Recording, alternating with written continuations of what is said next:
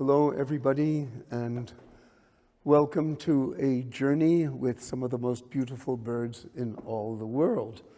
And we're talking about probably the single most beautiful Sufi poem in existence, the Persian language, Mantiq al-Tayr, sometimes translated as Conference of the Birds.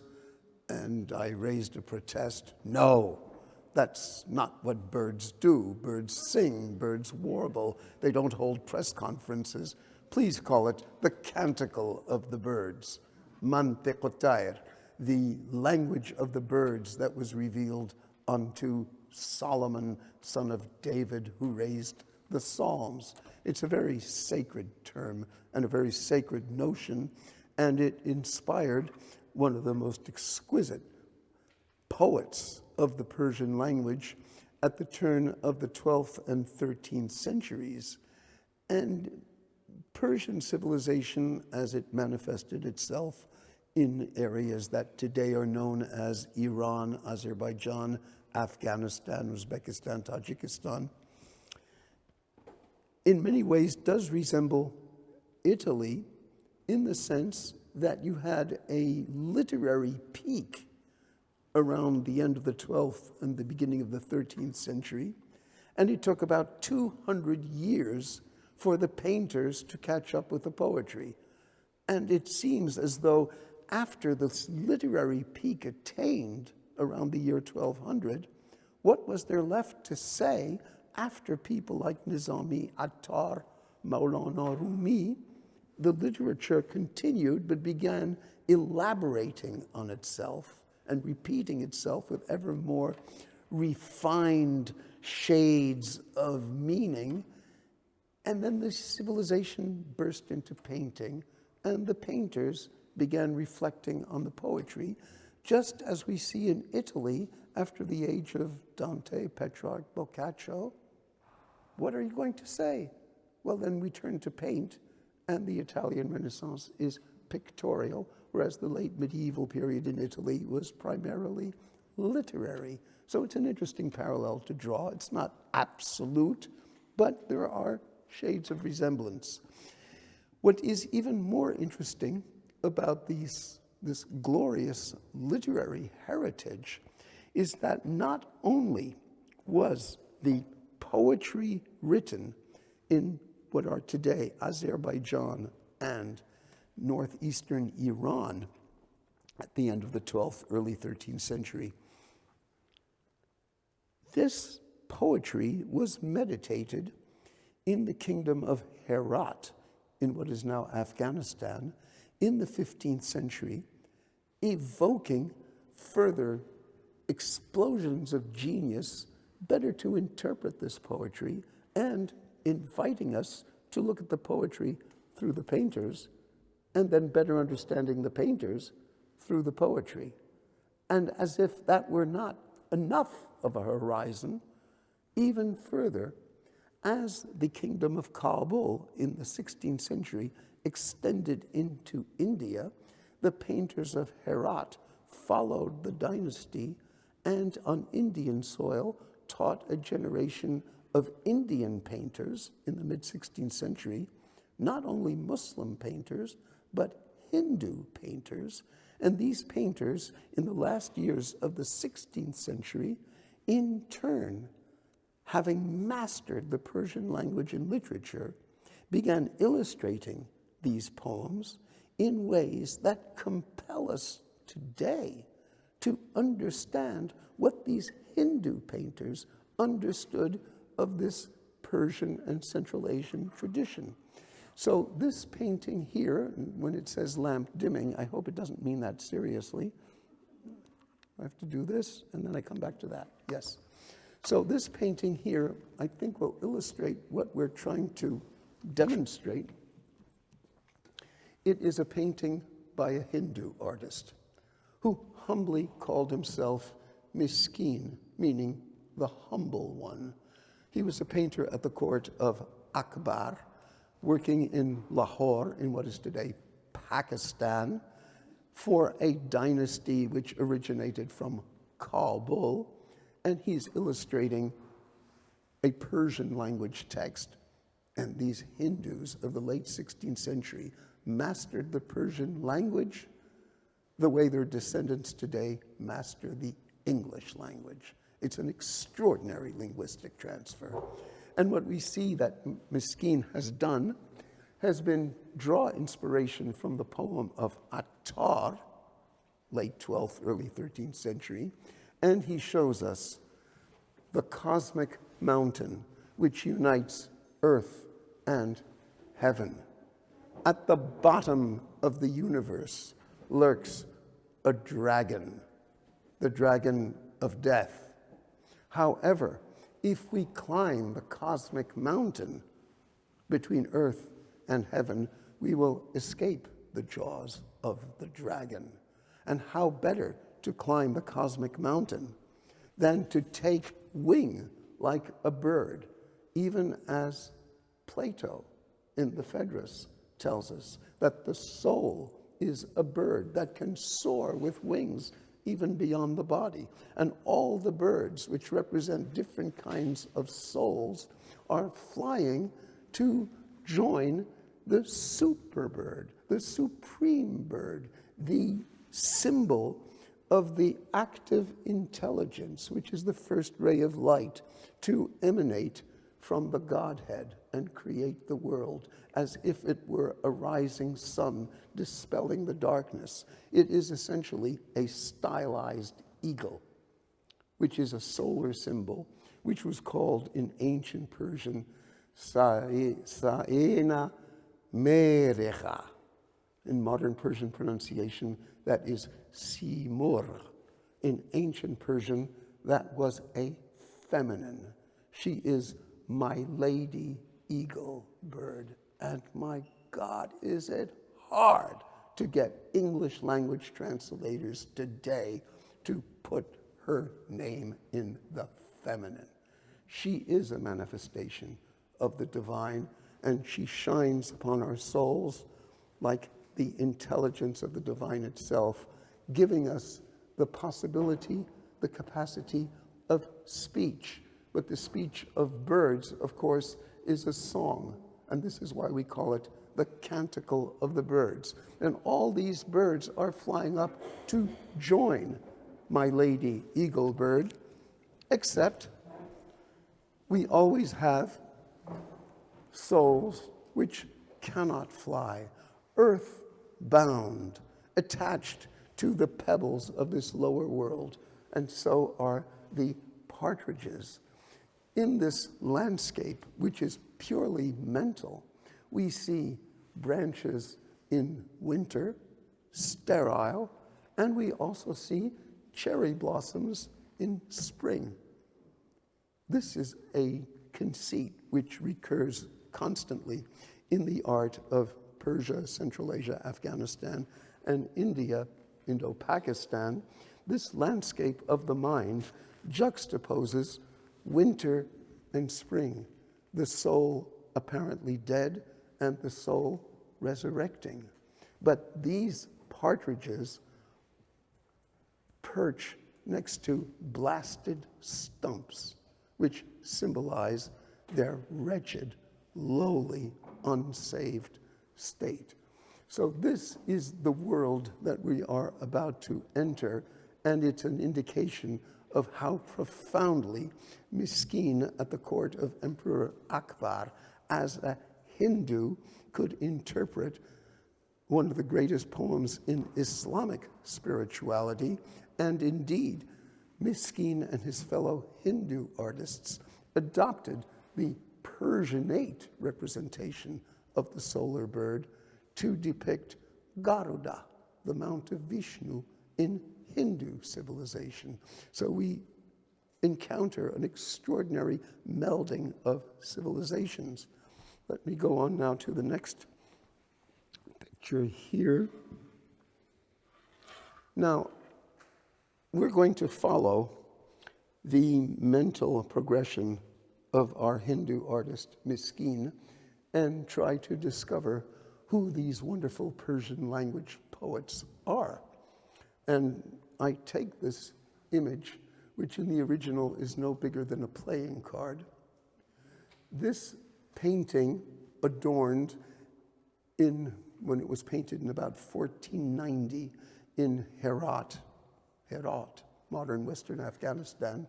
It was painted to adorn the poetry of Hafiz.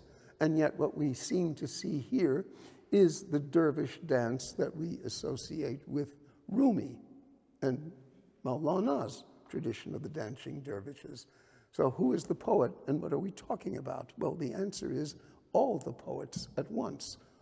And it was exciting at the Metropolitan Museum when I was working there to discover who all these poets are. Well, here we find a figure weeping into his sleeve. Who is he? Remember that in the original, this figure is no bigger than the fingernail of your thumb.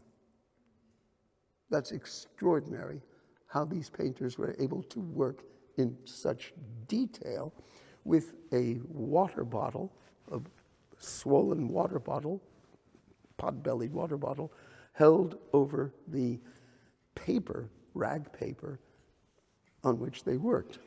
Well, this character here, I was able to identify thanks to this double-paged frontispiece to the works of Rumi, copied in Herat at the end of the 15th century, and then commissioned by the Shah of Iran, Shah Tahmasp, to be illustrated. So these borders are Herati work of the late 15th century, and the painting itself is Herati work of the first quarter of the 16th century. So you see these Safavid-style turbans. The emperor watches the dervish dance, and here we have the poet himself, Rumi. Rumi shown weeping. So this seems to have been a convention that Rumi should be the weeping poet. Why? Because Vishnu aznai chun hikoyat mikonad was jedai ho shikoyat mikonad.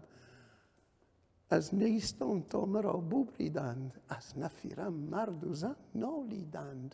Listen to the song of the reed flute, how it weeps from the pain of separation. Ever since they have torn me from my reed bed, ever since listening to my song, man and woman weep. So this notion that Rumi weeps upon the travails of this lower world, so remote from God, resulted in the convention of representing Rumi as the weeping poet. And he holds his book of poetry here, and he sits beneath the tree of life. This is another pictorial convention that we are discovering now, whereby the tree of life is depicted as a tree in autumn, so that it will display multicolored foliage as an image of the many colors of the universe itself.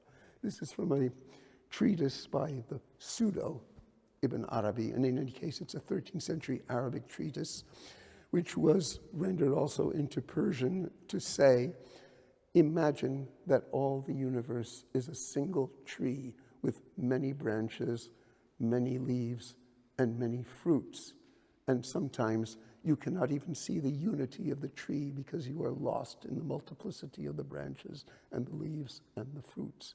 And yet when the tree of life beheld in the universe a perfect human being, then it trembled in the multiplicity of its colors, and it leaned forth lovingly over the Holy One. So the artist Behzad in Herat in the late 15th century evolved this pictorial conceit on a 13th century text to show the tree of life in autumn, which here appears as a canopy over the poet Rumi, weeping over this lower world, which is compared to a chess game where we, like pawns, are moved between day and night. Now, at the same time, you will notice again the juxtaposition of different seasons.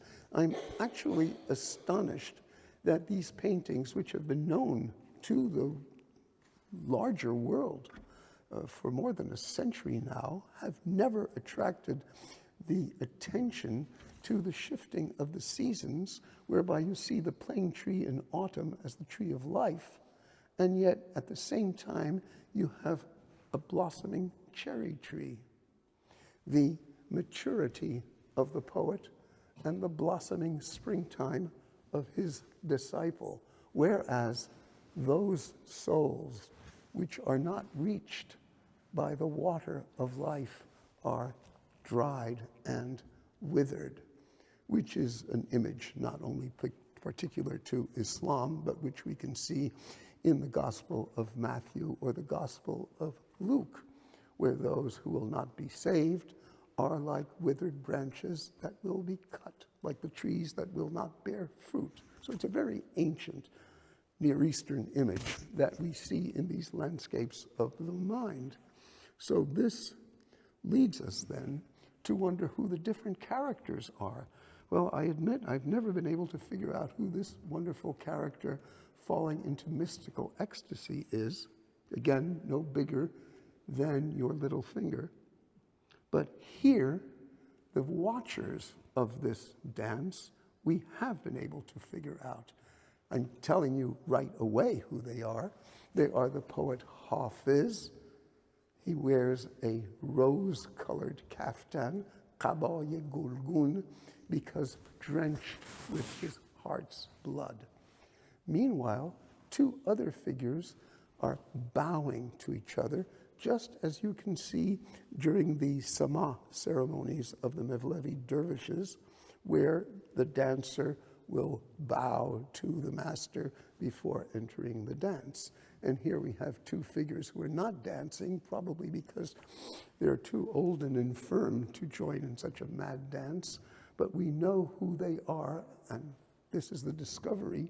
On the left, leaning on his staff, is the Prime Minister of Herat, Mir Ali Sher Nawawi. Mir Ali Sher Nawawi was also a gifted poet in the Eastern Turkish language, and he revered the Grand Master of the Naqshbandi order of dervishes in Herat, who was the most influential Sunni theologian of his age, the poet, great Persian poet, Jami. So Jami died in 1492.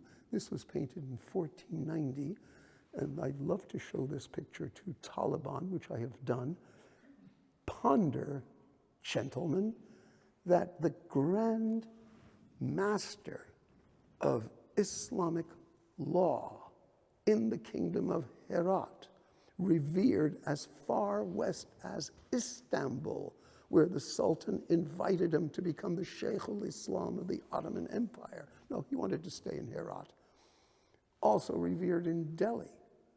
That single most important, influential Sunni theologian of the 15th century allowed his own portrait to be painted by Master Bizad from the life.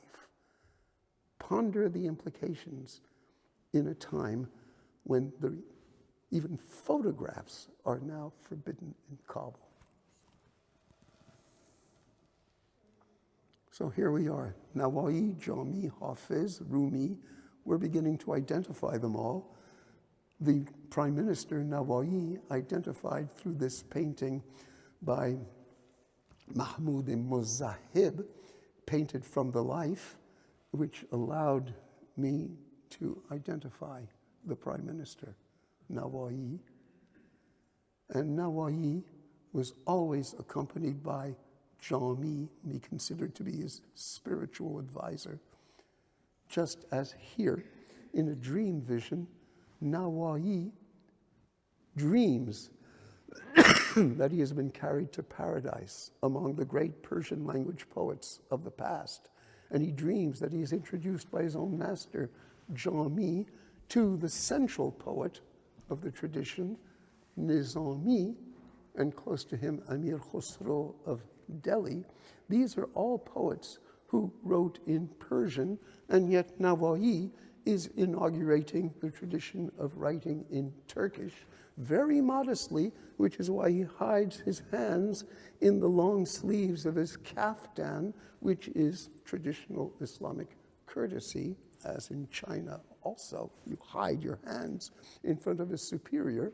And those of you who have some familiarity with Dante will recognize the very similar scene where Dante is introduced by the ghost of Virgil to Homer and the great Latin poets of the past to say he writes in Tuscan, he writes in Italian, but he is worthy now to join you, great masters of Greek and Latin. There's no direct influence, but it's an extraordinary parallel in the civilizations that we see here. And this is our indication of Nawawi always accompanied by his master, Jami. So here are the two of them. Now you're beginning to get a sense of the scene, and carrying on with this identification of Nawawi, we are reminded that Nawawi also adapted the Mantiqut-Tayr, the Canticle of the Birds of Attâr, into Turkish. And this Turkish rendition spread from Uzbekistan to Turkey of today. And here we find Nawawi again. We can identify him with the staff in a painting created in Isfahan in the early 17th century to a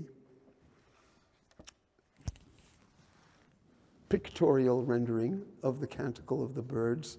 And at last, after much searching, we find a representation of Attâr himself. Attâr as the master of Nawawi, explaining to Nawawi the mystery that we are about to discover, and that the tree of life consecrates by growing right over the scene as the disciples that we all are put a finger into their mouth to marvel, to be awed. Now, if this civilization needed a master to interpret so that Nawawi could translate into Turkish the words of Attâr, it means that part of the traditional curriculum of this civilization consisted in reading together from some of these great poems, and the master would explain the meaning, the allegory, the symbol of every verse. So let's discover this story. We have the two of them. Here's another story which I loved to tell, the Taliban.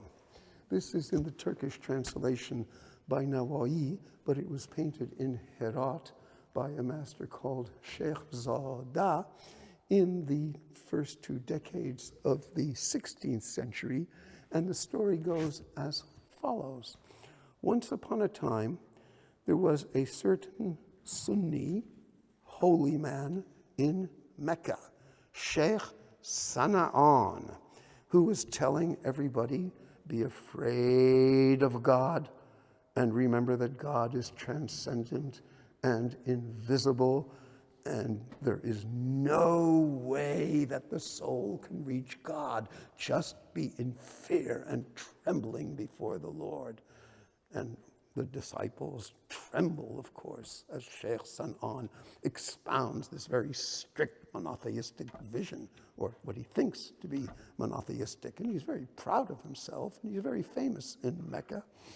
And one night he has a dream where a heavenly voice tells him, God is very angry with you. And what you're going to do tomorrow morning is you are going to leave Mecca and you are going to go to the capital city of the Christians, to Constantinople. And there you will learn of me because you have understood nothing. The sheikh wakes up terrified of this vision and of this voice, and immediately departs from Mecca to Constantinople on foot. His disciples follow him, wondering what's come over our sheikh, and the sheikh finally reaches the city of Constantinople, lifts his eyes, and sees a beautiful Christian princess, a Greek princess, on her balcony. He falls in love with her immediately. And here is the tree of life, this time in summer, rising from the water of life over the sheikh, who apparently will be sanctified by this meeting.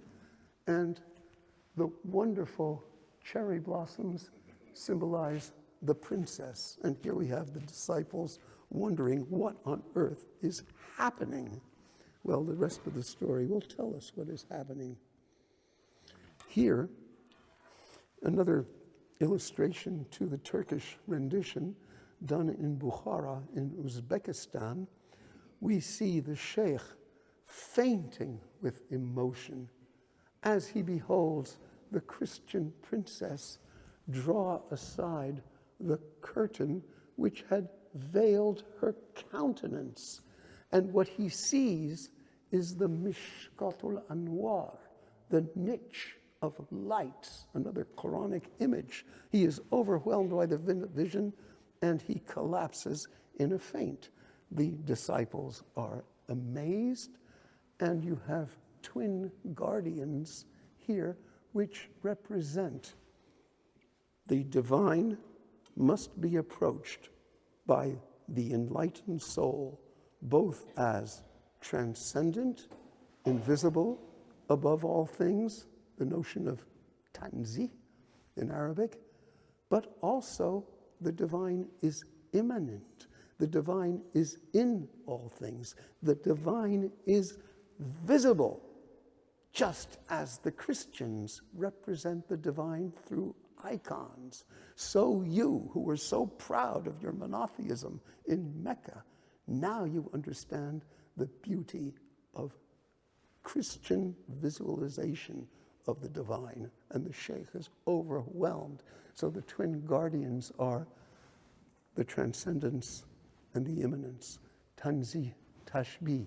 And this is a mystery which the poet Attâr explains to his Turkish translator, Nawawi.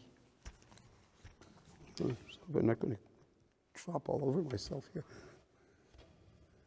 Now, in this rendition by an early 17th century artist in Isfahan, we see the sheikh calling out to the lovely princess, and she is dressed in red. Why should she be dressed in red?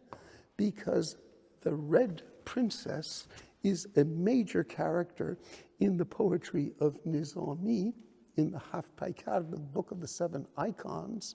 The red princess is the divine made manifest as a lovely princess draped in red. And if you wish to be wedded to this princess, you must answer her riddle or submit to have your head chopped off. She is the origin of the story of Turandot, which means Turanducht, the daughter of Turan, of Central Asia. You have these constant visual games in this miniature painting tradition, whereby one poet is explained through visual allusion to another poet. So if the sheikh looks up at the princess, he must be willing to spill the blood of his heart for the love of her. And so she is dressed in red as the red princess, meaning she is a manifestation of the divine beauty, tajalli, as they say in Arabic. And indeed, we are in heaven, which is what the tile work in these Eastern Islamic architectural monuments represents. Stars. This is one of the keys to abstract Islamic art. The stars of heaven, geometric, and the endless tendrils of the tree of life. You put together stars and vegetation, you are in the gardens of heaven. And that is what the decoration of a mosque represents. Then here, when the sheikh calls out to her and says, "I love you, will you be mine?" She says, why should I respond to your love? You are old and hideous, and you're a Muslim. And he says, well, what do you want me to do? And she says, will you convert to Christianity? He says, yes. And then the disciples are really appalled. And she says, oh, that's very easy to say. But if you're going to convert to Christianity, tell me what you'll do. Oh, I'll do anything you want. I'll drink wine. Oh, she said, oh, well, that's fun. No, I want you to prove that you've converted to Christianity by becoming the guardian of my pigs. You will herd my pigs, my swine. Will you accept this? He accepts.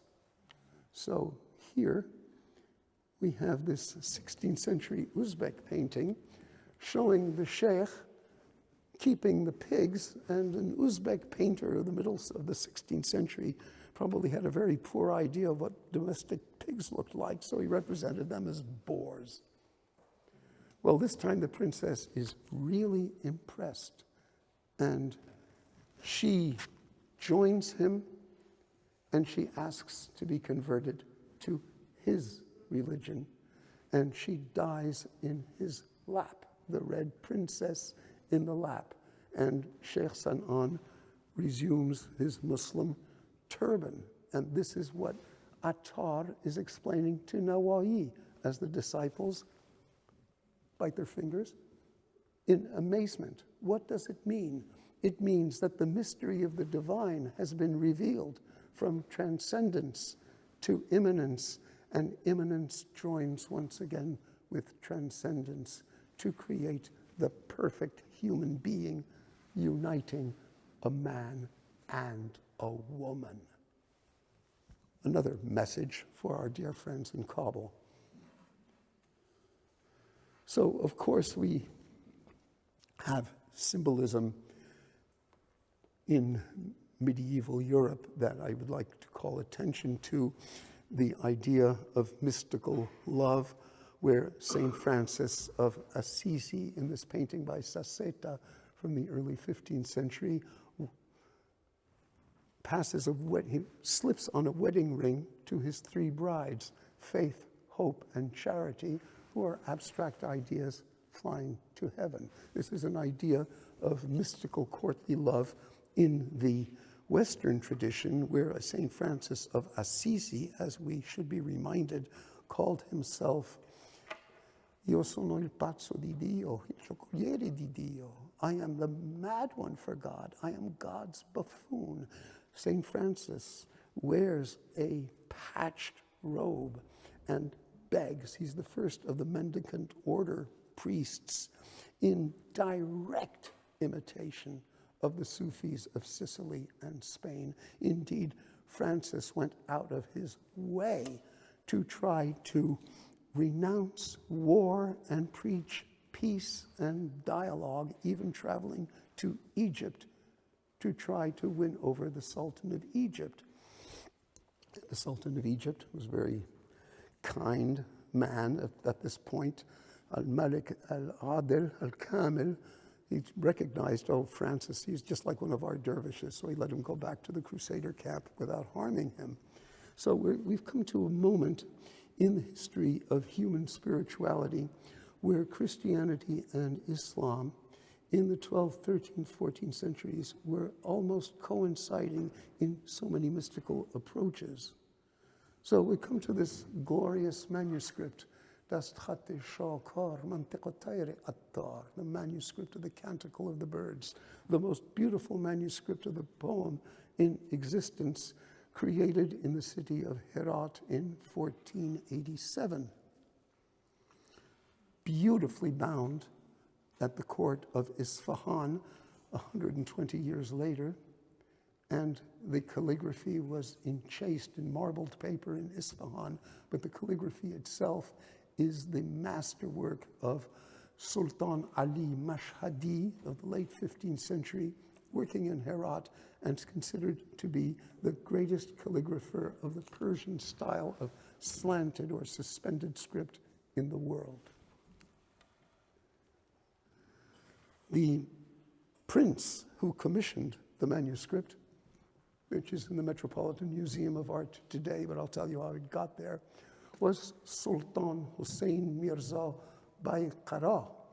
Now, this is a preparatory drawing by no less than Hazrat Ustad Behzad, Amala Hazrat Ustad Behzad, the master, the most revered master Behzad, wrought this, and it is a Surat Sultan Hussein Mirza. This is a portrait of the Sultan, also painted from the life in Afghanistan.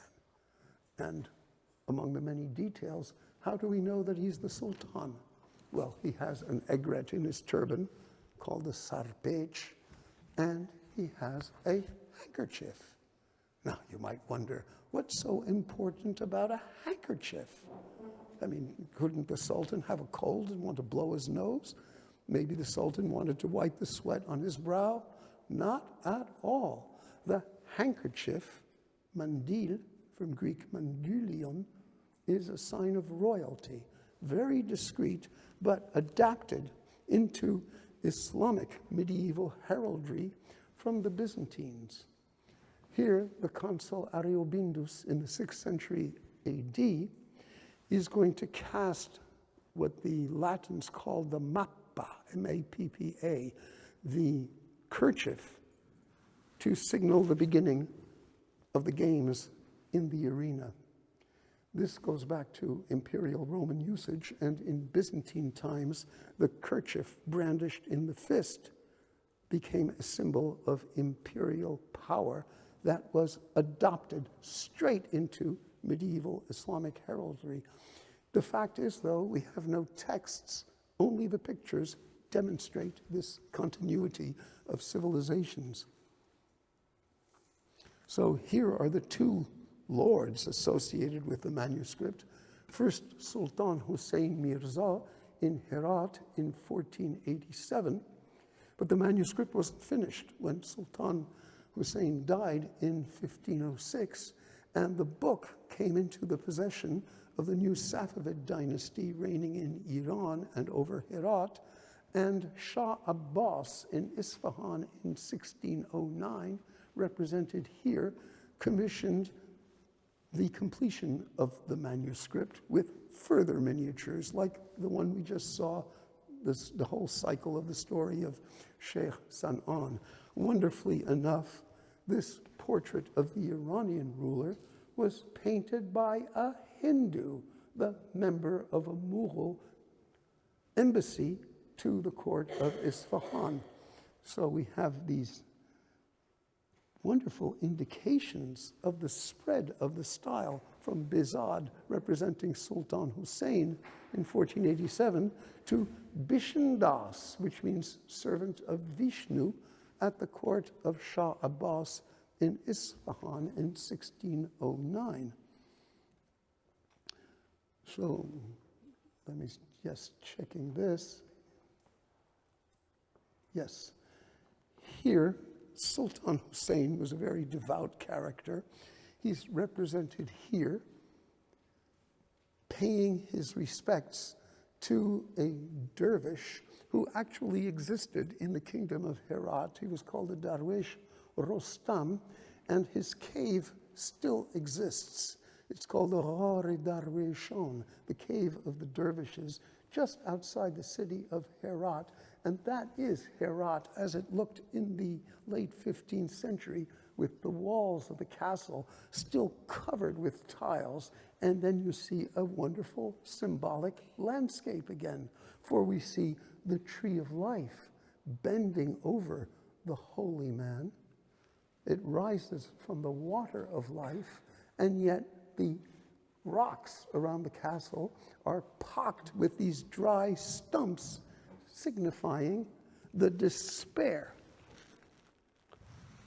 of those souls who cannot perceive the mirror of the divine on the countenance of a holy one. So again, an extremely symbolic landscape, and I could go much further into the depths of this landscape, but here it suffices to say that this creation by Master Behzad and his closest disciple Qasim Ali became a model throughout Iran, Central Asia, Pakistan, and India for the next 200 years, constantly reverting to this composition where you see the holy man in his cave and the tree of life. If you look up, you will see the crescent moon. You will never see a crescent moon like that in a real sky. Only in these paintings do you see the crescent moon pointing downwards, because the moon joins the tree of life in showing reverence for the holy man. Again, purely symbolic landscape. I just wanted to emphasize another resemblance between medieval Islam and medieval Europe. The inscription on the castle, which was probably really there, said, "This is Iram of the pillars, the like of which was never built on earth." And in the Quran, this refers to the story of a vainglorious pagan king who heard descriptions of paradise and said, "Oh, I can build something as good as that." And he built a wonderful castle, Iram of the Pillars. And on Inauguration Day, as he set out at the head of his cavalcade, a dust storm arose, and when it cleared, the castle had disappeared. So the painters, Behzad and Qasim Ali, are warning the Sultan, "Your Majesty, your castle is so beautiful that it can only be compared to the castle referred to in the Quran. Iram dhatul imad alladhi lam yukhlaq fil bilad mithluha fil bilad." The Quranic. Get the message in Kabul? Quranic. Yes, but remember to save your soul and don't become like the vainglorious king. And every week, the Sultan was socially constrained to get off his horse, the symbol of the human body, kneel in front of the dervish, and the dervish would tell him, "Your Majesty, this is what you did wrong all week, and your officers did this, and your ministers did that, and you should be ashamed of yourself." And the king had to sit there and say, "Toba, Toba, sorry about that," cleanse his soul, and then be able to ride back to his castle. Now, in this painting, same century, 15th, we get the beautiful castle of Meuin-sur-Yèvre in France, the personal castle of Jean, Duc de Berry, John, Duke of Berry, the brother of King Charles VI of France. And the painters, John and Paul of Limburg, represent the castle. "My lord, your castle is so beautiful that the devil would have tempted Christ with all the kingdoms of the world. And what kingdom in the world could be more beautiful than your castle of Meuin-sur-Yèvre? But Christ said, 'Get thee behind me, Satan.' And so, my Lord, think of saving your soul." It's the same fundamental idea, and we can even go into techniques, since the blue sky was painted in Paris using lapis lazuli, which came originally from Afghanistan, which is an indication of how expensive the painting was. It's from Les Trésors du Duc de Berry. So here's another very important tradition which these civilizations loved to dwell upon: the contrast between the richest and most powerful person in the kingdom and the humblest and the poorest. And yet the richest and most powerful must listen to the words of wisdom of the poorest. This is a 17th century representation of the story of Alexander and Diogenes, which was created for King Louis XIV himself in France. Pierre Puget's way of addressing the King of France, the Sun King. Alexander rode up to where Diogenes was sitting in front of his tub, the humble man who yet insolently told kings and princes and rich men everything they did wrong, and even said, "I am like a dog, kynos, and that is why I bark against the rich and powerful." Kynos, Latin transcription, gives you cynic, the cynic school. And Alexander said to Diogenes, who's represented here in an ancient sculpture, "What can I do for you? I am Alexander of Macedon." And Diogenes said, "Get out of my sunlight." The officers were amazed, and Alexander said, "If I were not Alexander, I should wish to be Diogenes." And this story sank deeply into Islamic civilization as much as into Christian civilization as the necessary balance between the sultan who has everything and the dervish who has nothing. And yet the dervish represents the voice of God, as in Greek, Diogenes, child of God. And this is the version we get in Afghanistan, 2nd century of the Common Era, the caves of Hada, which were destroyed by the Haqqani group in 1994, and represent Alexander the Great showing reverence to the supreme poor holy man of India, the Buddha. You see him here? This was one of the missing links, visually attesting to the profound link between the spiritualities of India and the spiritualities of the Mediterranean world. And unfortunately, only these photographs survive today. Reminding you that this image here, the Sultan, is impersonating Alexander the Great, and that these are Islamizations of the combined tradition of Alexander and Diogenes and Alexander and the Buddha.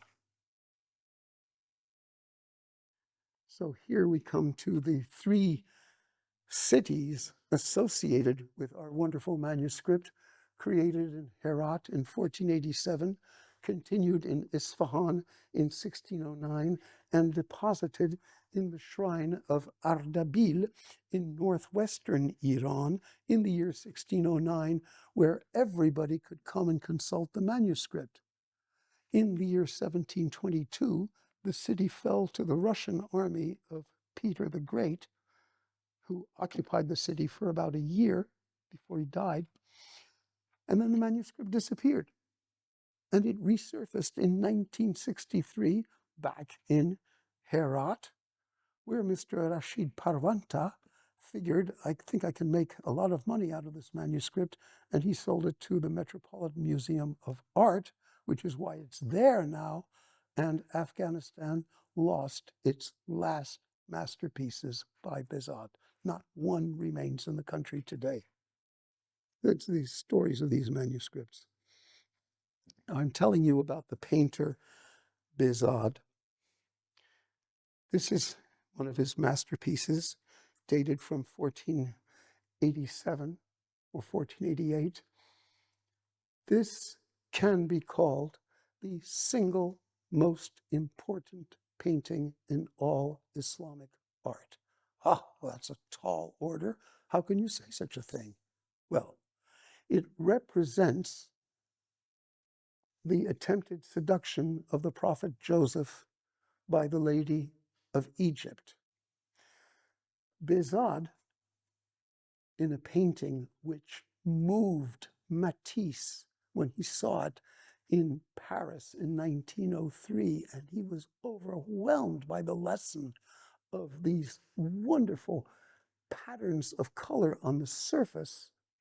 Behzad creates what he was doing for the great mosque of Herat, designing the wonderful tiles. And again, you see the motifs, the stars of heaven and the tendrils of the tree of life, plus calligraphy, which is the word of God made visible and audible to human faculties. So that calligraphy in a mosque corresponds to the figure of Christ in a Christian church. Now, floating across this almost abstract space, 7 layers corresponding to the 7 stages of the purification of the soul. The lady reaches out towards Joseph, who tears himself away. And yet Joseph is very understandingly aware that the love that the lady Zuleika feels for Joseph can be sanctified. She has seen in him a mirroring of the divine. She doesn't know it yet, and yet he points to higher things. And ultimately, in the Islamic versions of the story, which we can trace even back to a Neoplatonic Greek language Jewish romance of the 2nd century of the Common Era, so far as we can tell, the Lady of Egypt, once a widow, ultimately marries Joseph, and their wedding becomes the holy wedding, whereby the male and the female together create the perfect human being in Son Kamil. So this is a very holy painting, and at the same time, it was often wondered, Behzad seemed to be illustrating the version of the story told by Saadi in the 13th century, and yet we know that Jami, the main theologian of Herat, in 1483 had just written a whole very famous poem about Joseph and the Lady of Egypt. Sure enough, Behzad has introduced the verses of Jami into the architectural decoration. And what do these verses say? They say, Ar surat Sîmurgh basang kashide subuk sang giran as ja paride, meaning, if this artist were to paint the picture of a bird upon a stone, the very stone would sprout wings and fly. From the paint in his brush, he gives a living soul unto a mineral, unto a stone. What is this reference?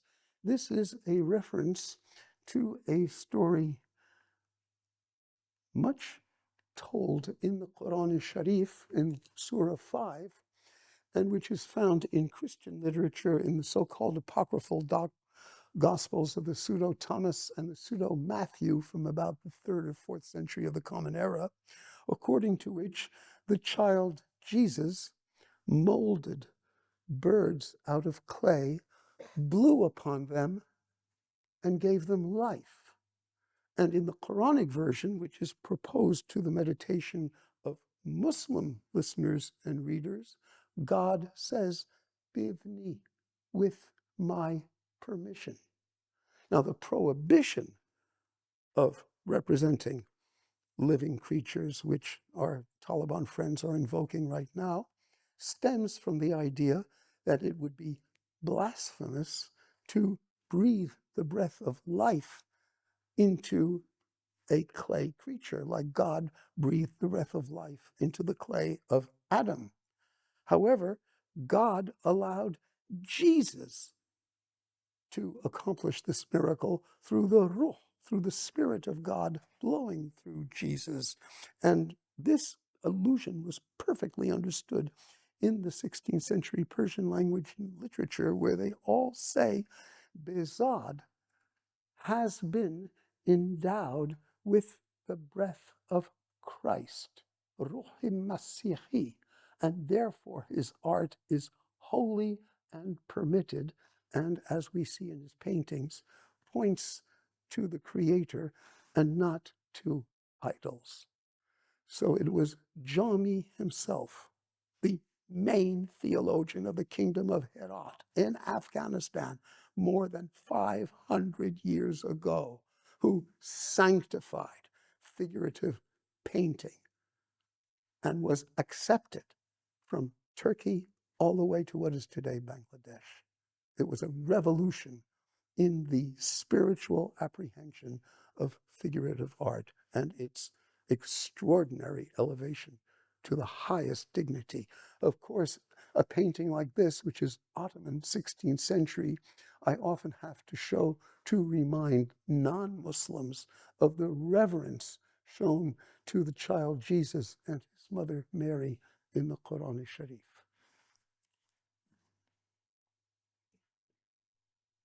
Now, more on Behzad. In the same 1487 manuscript of Sa'di, we see the great mosque of Herat itself, as it looked in 1487. And there is a beggar at the door who claims admittance to the mosque. And the sacristan here refuses admittance to this poorly dressed beggar. And the beggar then probably blows the sacristan's mind by speaking to him in perfect classical Arabic and saying, "Man daqqa al-bab fanfataha lahu." He who knocks upon the door, it shall be opened unto him. And the sacristan says, "Of course, come in, come in."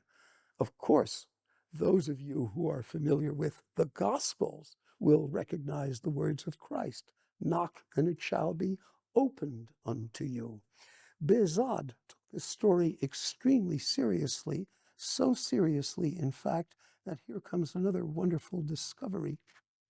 Behzad's self-portrait itself, which I was able to identify through the notebook bearing Behzad's signature itself. So here we have an actual self-portrait of Behzad in this mosque. It's a wonderful journey just to be able to go through these discoveries. It's a completely new field to open. This figure, too, is extraordinary. Who is he? He sits right next to the niche of prayer of the mosque. Salli fil mihrab. Who is he? Well, we know who he is from the philosophy of Avicenna, Ibn Sina. The active intellect, the intelligence which emanates from God, can appear unto our souls as the wonderful Sîmurgh, the solar bird. It can appear unto us like the Archangel Gabriel unto the Virgin Mary and unto the Prophet Muhammad, or to every one of us the wonderful active intellect, nous poietikos in Greek, al-aql al-fa'al in Arabic, can appear unto us as a wonderful guide, a wonderful old man. We will see tomorrow how the active intellect will appear as a wonderful old woman. In this case, Avicenna says, he appeared unto me in the guise of a majestic, wise old man, with none of the infirmity of age, although so many years had passed over him, but only in the glory and the beauty and the majesty of old age.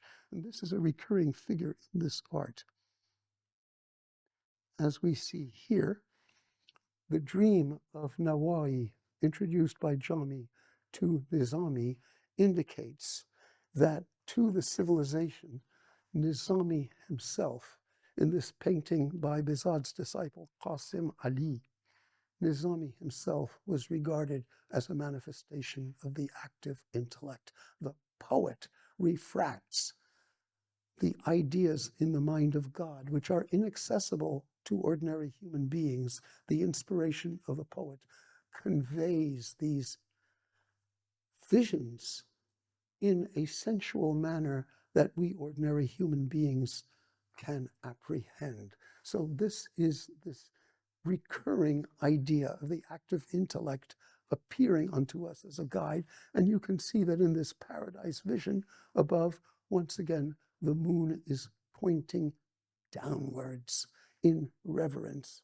for Nizami. Nizami, Attâr, Jami were all considered, as they used to say about Nizami, he called himself this, Aynai Ghaib, the mirror of the unseen world, or Hafiz, the Lisan al-Ghaib, the tongue of the unseen world, mediators, as here or here.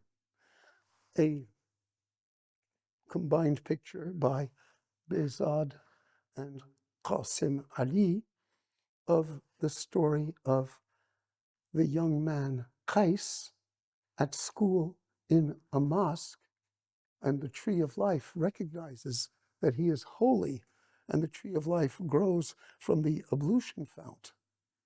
The young man has recognized in the school the mirror of the divine upon the countenance of his future beloved, Layla or Layli. And of course, she is dressed in red. And it says here in the Persian of Nizami, Burqa zi jamoli khish bardasht. The wind uplifted the burqa from her beauty. And he has the revelation. And where does she sit? She sits in the niche of prayer. How do you know it's the niche of prayer? Because it says so, as I would say to my Taliban friends. وَهُوَ قَائِمٌ يُصَلِّي فِي الْمِحْرَابِ. You can read Arabic, can't you? Kind of. Yeah.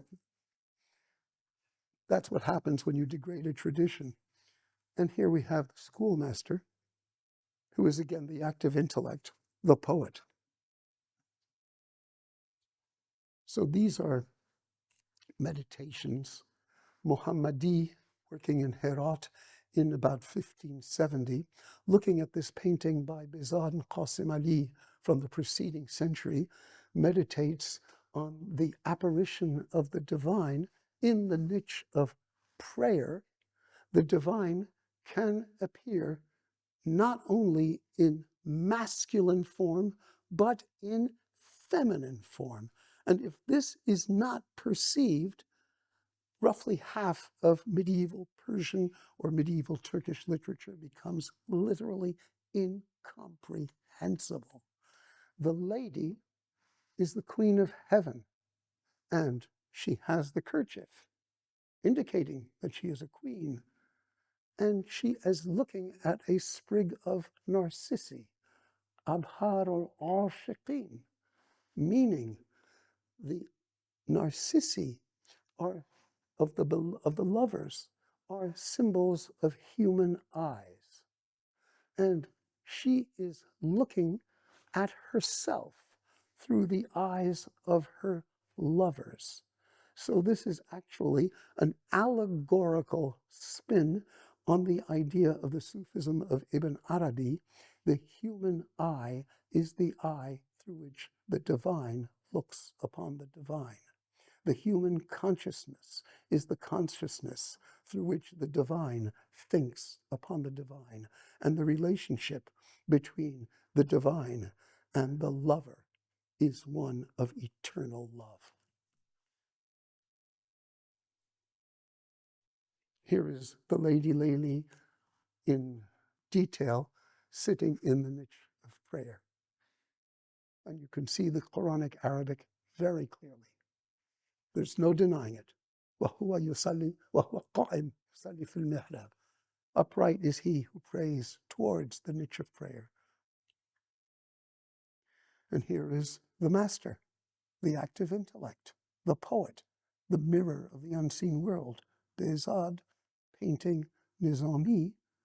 And this is how I think we can interpret a very famous Indo-Muslim painting from the early 17th century, preserved in Boston, conventionally called Poet in a Garden, which we can now recognize as probably by the master Muhammad Ali of Golconda as an imaginary portrait of Nizami, the mirror of the unseen world. You can see the same pictorial conventions perpetuated. This painting of the second half of the 16th century, done in Mashhad in modern northeastern Iran, illustrating the poetry of Jami, indicates the exact position of the poet. The disciple of the poet peers through the crack in the door and sees the poet Saadi inspired by the angels. So poetry is a vehicle of angelically delivered spiritual truths. Now we come to Bezad's illustration to Attâr. Here we have, from the 1487 part of the manuscript, the story of the prince and the pauper. This is actually Bezad's own master, Mirak, who probably participated in painting this. And what's interesting is not only the pauper declaring his devotion to the prince in a contrast between the richest and the poorest person in the kingdom, as in the multiple subtle details, like the castle with this sort of calligraphy, which can read both manzil, the castle, the hall, or mirak, the painter, Bizod's master, visual games. Or you get this, the prince is Solomonic. The seal of Solomon appears all around his throne, and of course you recognize the kerchief of royalty in his belt. And then we have this extraordinary group of characters. This is a member of the court who has trouble understanding the dialogue between the humble beggar and the prince, and he turns to the Chinese ambassador. We know that there were many embassies between Ming China and Timurid Herat in the 15th century, the famous Silk Road. But in this case, this Herati gentleman, young gentleman, is turning to a wise Chinese. Please explain to me what is the meaning of this story. Because after all, it is a hadith or saying which the Prophet is supposed to have uttered, "Utlubul ilm walau bis-Sin, search you for wisdom even if it lies in China."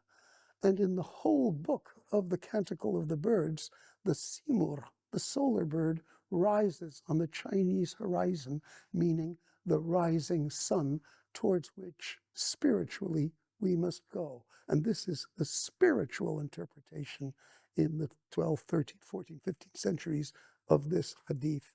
Utlubul ilm walau bis-Sin, search for wisdom even if it lies in China. Here is another very complex picture by Bizod, another cosmography. Again, I'd love to tell this story to the Taliban because I think you'll get the humor of it immediately. Once upon a time, there was a certain mullah who was extremely proud of his regulation beard. I've got a proper beard. It's exactly one qabza long, one fistful long. And he spent all day combing his beard and shampooing his beard and looking at his beard in a mirror. And one day while he was walking along with his little mirror and scorning everybody else because nobody else had such a proper beard as he had, he tripped over a stone and fell into a rushing river and started drowning and screamed for help. And a passerby says, "Well, I'll try to help you, but you're sort of out of reach. But your problem is that you have this donkey's nose bag, which is hanging from your ears, and that is what is dragging you down into the water." And the poor man says, "No, it's not a tawbirah, it's not a donkey's nose bag, this is my beard." "Well, sorry about that, but the beard filled with water, and it was so long and proper that it dragged him down to a watery doom." Of course, this was Attâr's way of making fun of all these characters who walk around looking at themselves to check if their beard is the proper length and thinking that holiness is in the length of a beard. So as far back as the year 1200, there were people who could poke fun at this. Now, what Bizod does, which is so typical of his art, is he adds a visual comment from another poet to Attâr. So on the upper plane, we have the passerby who watches the mullah drowning, and the passerby is set between the tree of life and the tree of death, the tree of spiritual life and the tree of spiritual sterility. Which will you choose? And below, what do we discover? No, sorry, I have to go back down this way. Well, this is the conversation. That's the story. And down here we have woodcutters. So in the usual art books, we said, "Oh, it's a genre scene." Oh, yeah, right. What are they doing here? Cutting wood. Well, the poet is telling us to pay attention. He's sitting there on a stone and he's pointing down, look at what's happening down here. If you want to understand the story that's happening above, look at what's happening below. And if the poet is telling us to do this, and his finger is pointing very clearly, what is he pointing at? He is pointing at the devil. The devil here is the lord of the woodcutters. The devil has a ring in his ear, which was a sign of slavery in the medieval Islamic world, meaning he is also a servant of God. And it is a reference to a story in Book 4 of the Masnavi of Rumi, Maulana, which Behzad is visually quoting to add deeper understanding to our reading of the story of Attâr.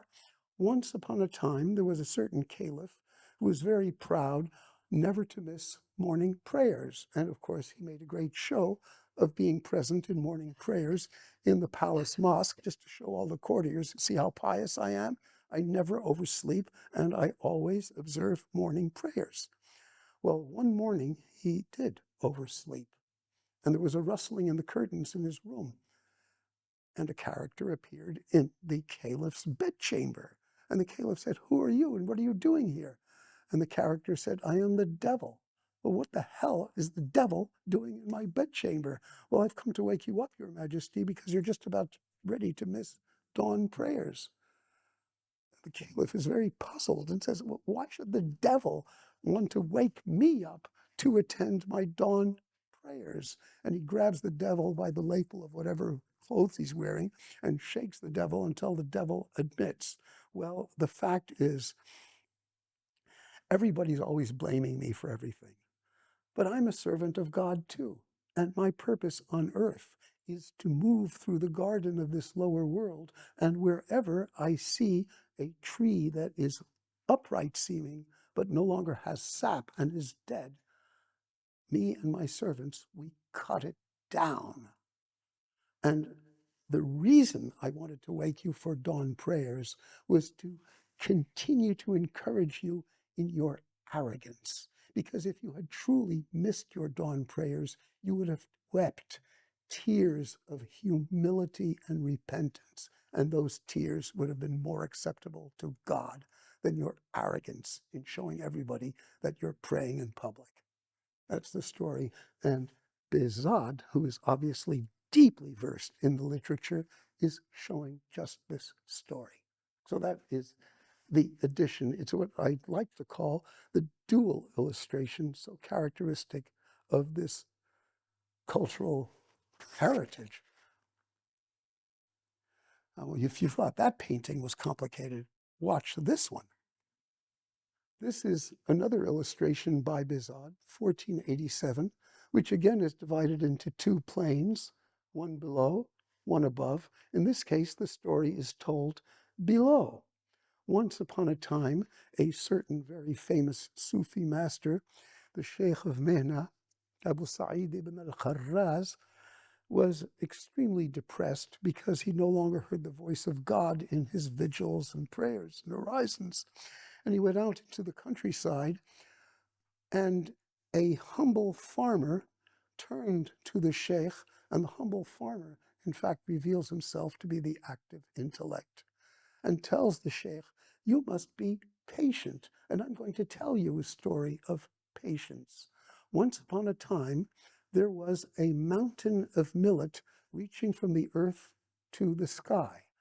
And once a century, a little bird comes and eats one grain. When the entire mountain will have disappeared, only 1 second of eternity shall pass."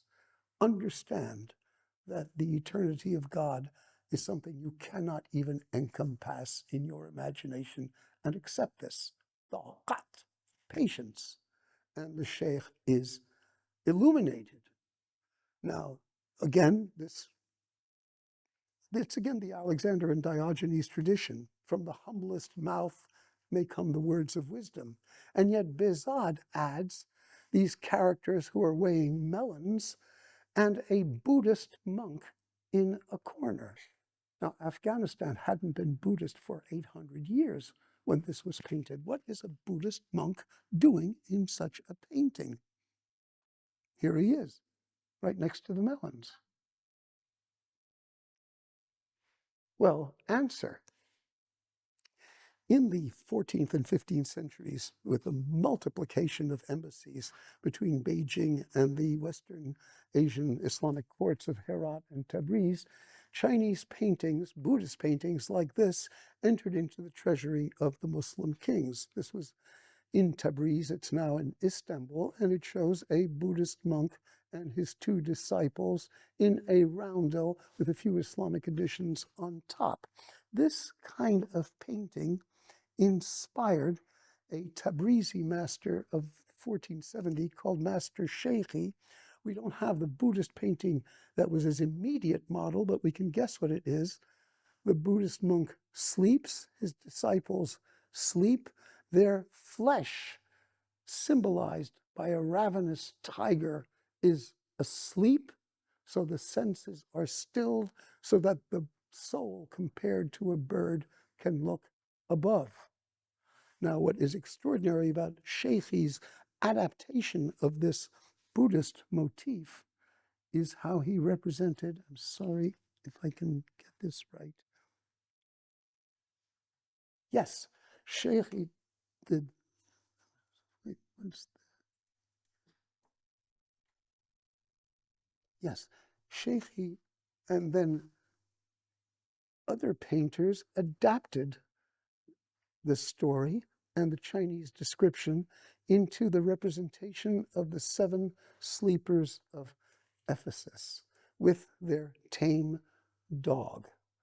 This was a very famous Christian Byzantine, more than legend. It was a major shrine in Ephesus, and it's one of the Christian stories which are proposed in the Quran to the meditation of Muslims.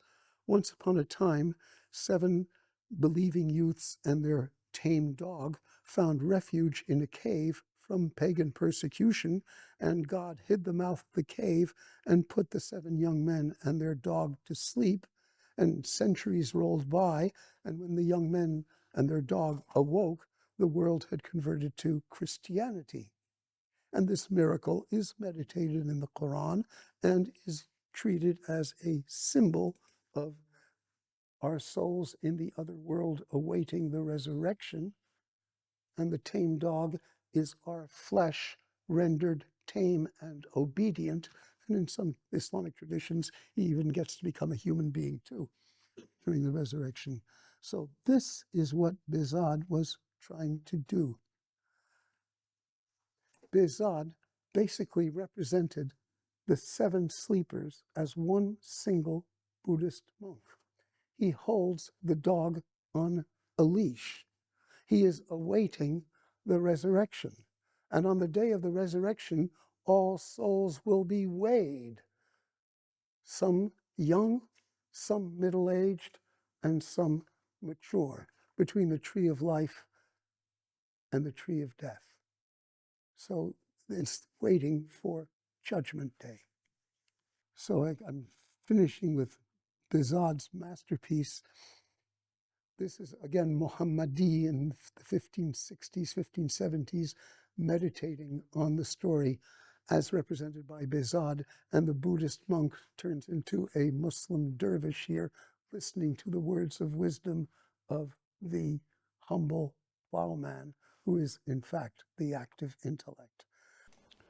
This is a major shrine in Herat, as Herat looked before the Soviet invasion.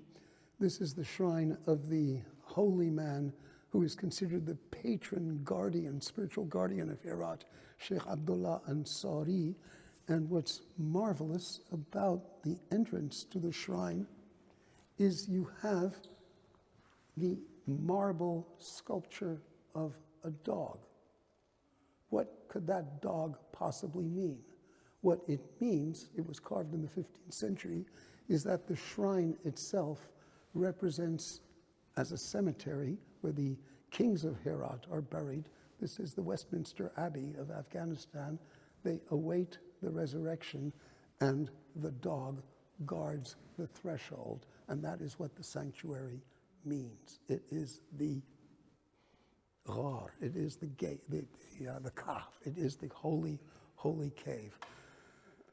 Okay, I'll end there, but many more sanctuaries display this symbolism. Thank you very much.